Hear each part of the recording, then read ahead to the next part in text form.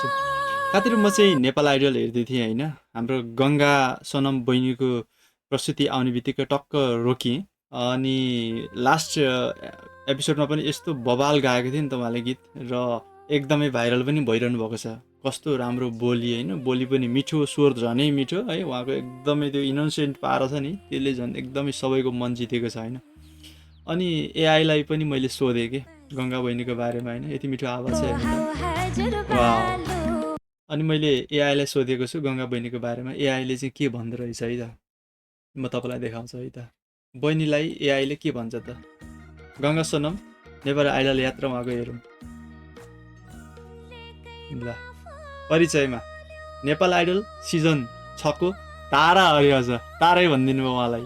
साङ्गीतिक यात्रा उहाँको सुरु हुँदैछ। शुद्ध र मिठासपूर्ण आवाजले सबैको मन जितेका छन् होइन, एकदम सबैको मन जित्ने खालको प्रस्तुति दिइरहनु भएको छ। गङ्गा सोनम को हुन् त? नेपाल आइडल सिजन 6 कि प्रतियोगी, अडिसनमा प्रदर्शन राम्रो छ, रचना रिमालसँग चाहिँ तुलना भइरहेको छ, युट्युबमा भाइरल छ, टिकटकमा भाइरल छ, शुद्ध मनकी गायिका भनेर चिनिरहनु भएको छ, साधकी र लगनशीलता उहाँको एकदमै देखिन्छ है त। अनि त्यसपछि नेपाल आइडल सिजन 6 को उहाँको यात्रा के छ त। अडिसनबाट नै एकदमै राम्रो छाप छोडिरहनु भएको छ, हरेक प्रदर्शनले मन जितिरहेको छ होइन, दर्शकहरूको जजहरूको। दुईवटा हेऱ्यौँ उहाँको, दुईवटा एपिसोडमा राम्रो छ।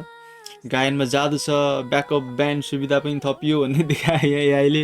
बहुमुखी प्रतिभा अरे, आत्मविश्वासी, समझदारी, प्रेरणादायी यात्रा अरे, के भने हौ, सही बात सही बात। नयाँ गीत पियार नयाँ गीत पनि आइसक्यो हो र हाम्रो गङ्गा बहिनीको, नयाँ गीत पियार अरे, साङ्गीतिक करियरको नयाँ कदम, शुद्ध र भावनात्मक आवाज अरे। अनि तपाईँको किन विशेष छन् त गङ्गा सोनम, हेरौँ है त के रहेछ विशेषमा। आवाज, साधकी, लगनशीलता, साङ्गीतिक जोस, सशक्त गायिका, नम्रता, शुद्धता र नेपाल आइडलको रियल जेम्स र युवा गायकहरूलाई चाहिँ प्रेरणा भन्ने पनि देखायो।